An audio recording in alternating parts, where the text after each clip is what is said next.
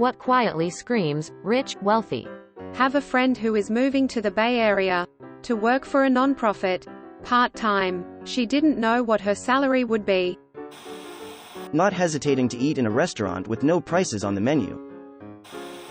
I cleaned huge houses for a living, and to me it was the custom-built Lego rooms with cabinets floor to ceiling full of organized Lego sets.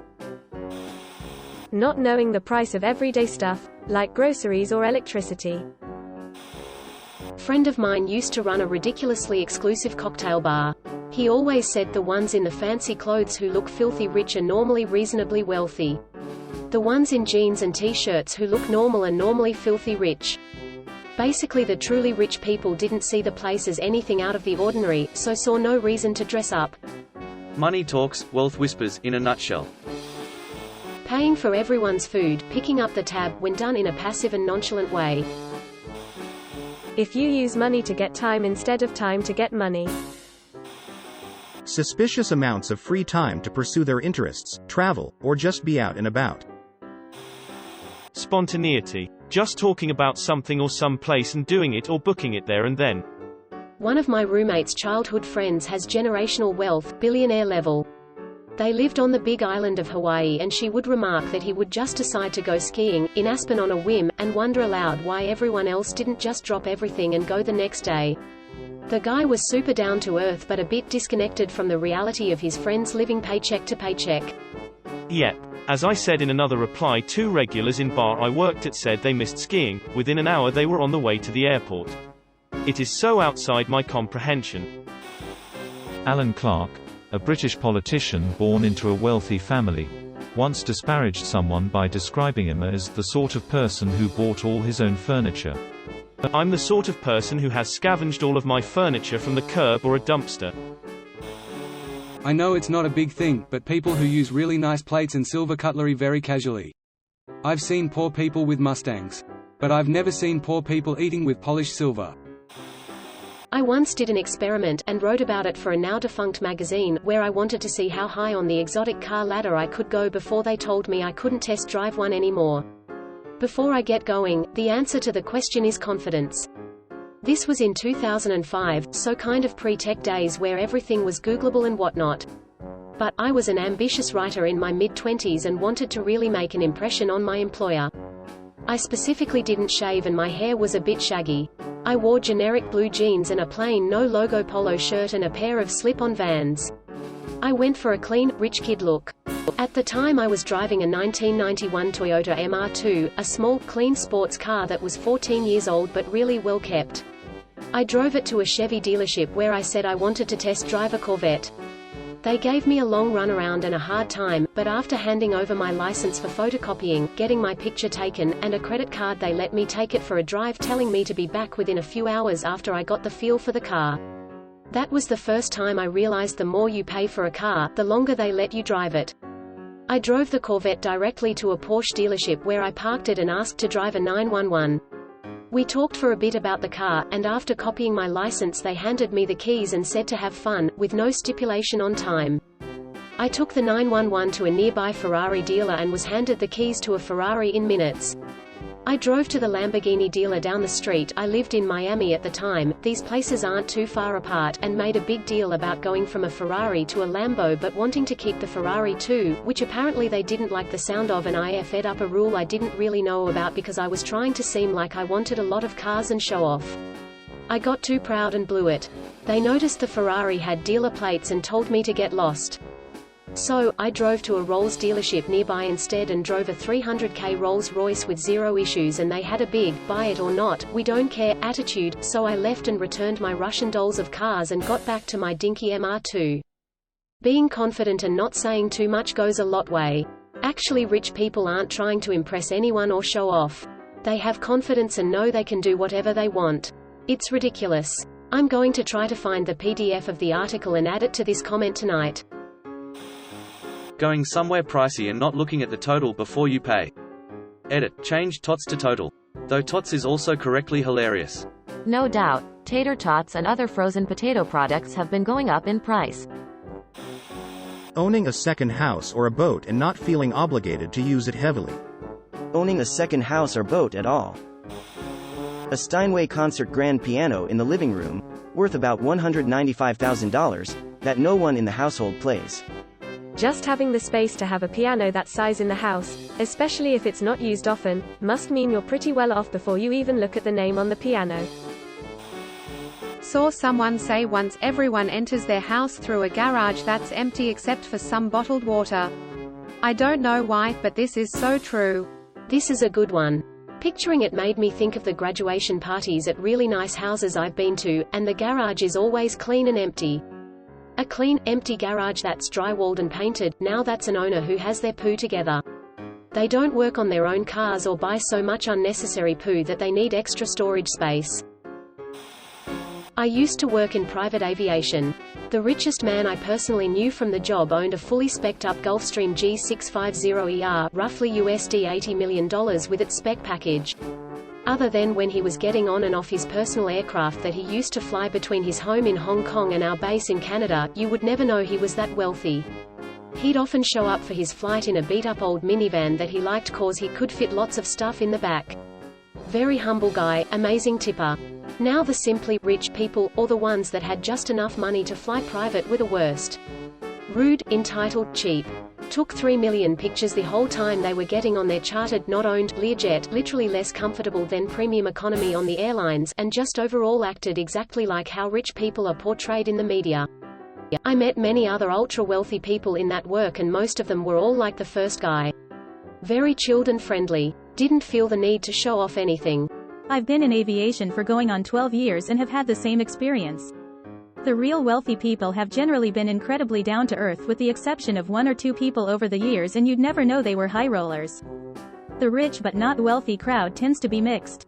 Some are cool and some are asses. Retired with no debt before being in your 50s. My wife teaches kids with parents like this. She made the mistake of asking what their parents do for work and a good quarter said they were retired and most of them are in their 50s. I used to work at a clothing store. This lady comes in, she's well dressed, looks great and is super polite to the people helping her. At checkout she pulls out a black Amex card.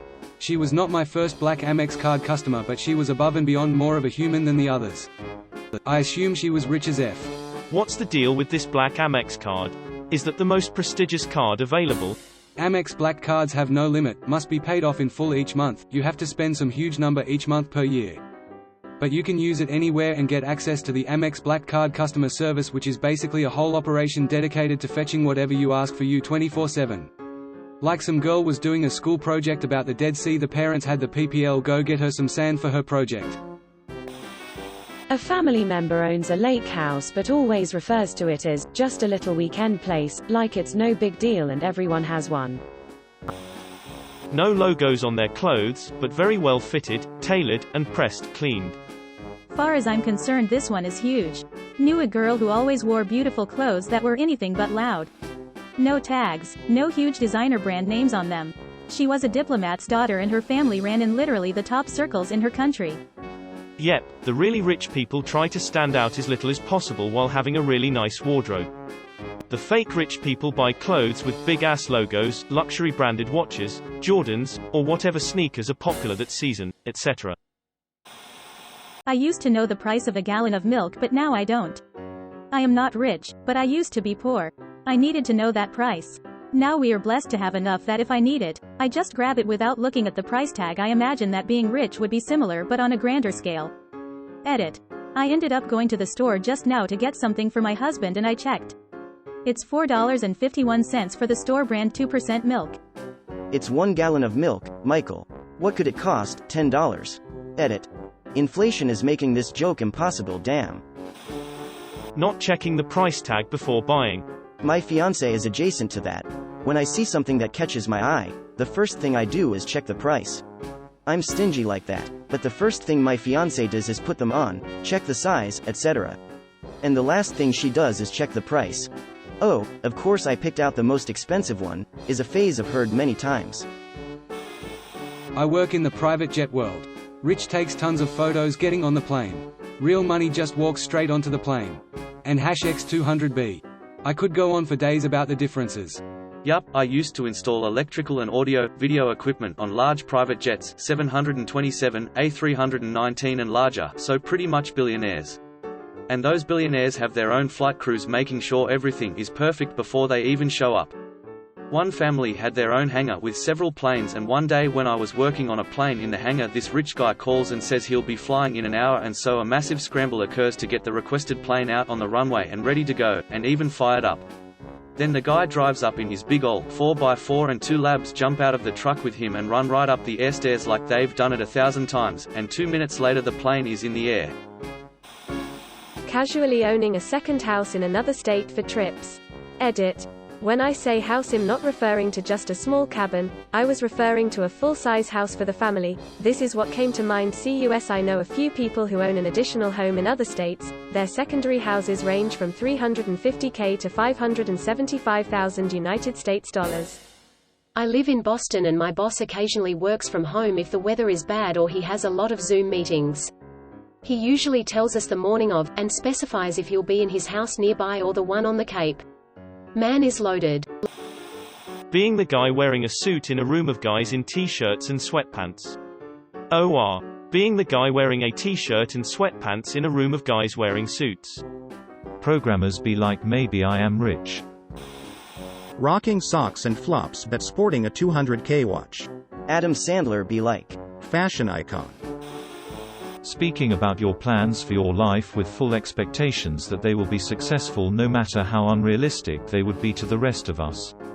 I plan to become a writer, but in the meantime I'm thinking of opening my own art gallery. I'll totally be successful. All my wealthy friends will buy poo from me, then I'll hire someone to run things while I travel for the experience I'll need to do my writing. Lol, one of my friends is a trust fund baby. She owned an apartment in Manhattan which she owned outright. She didn't have a full-time job until she was 37, and it was mostly because she was bored. She met her so when she was 44 and spent north of $100,000 on fertility treatments so they could have a baby, which they eventually did. It never even occurred to her that 95% of the people in the world do not live this way. I love her, but she has a great disconnect from most people's reality. Not being concerned with whether other people think you are wealthy or not. The ability to purchase lumber. The thinking of how laws affects them. Had a guy in my class at university, he was pretty cool though, who was filthy rich, and one thing always stood out was how he treated laws.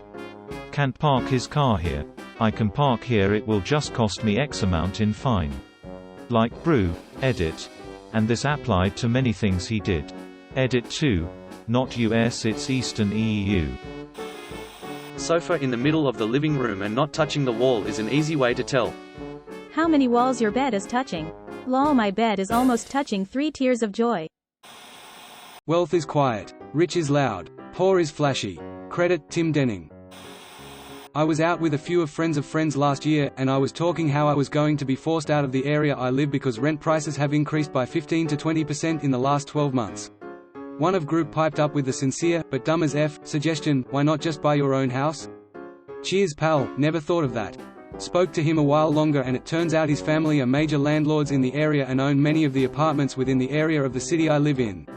One of the deciding reasons I can't buy my own property is, funnily enough, his parents buying it all up and charging so much for rent that being in a position to even save for a mortgage is a pipe dream, let alone actually getting one. Have you tried not being poor? 20-somethings who crap on the 9 to 5 all while constantly travel vlogging in order to find themselves while telling others to do the same thing, but we can't because we don't have the luxury of doing so. Money. 100% of rich people have money. Thank you for watching. We upload new videos every day, so be sure to come back for more fun. Please consider liking and subscribing if you enjoy the video.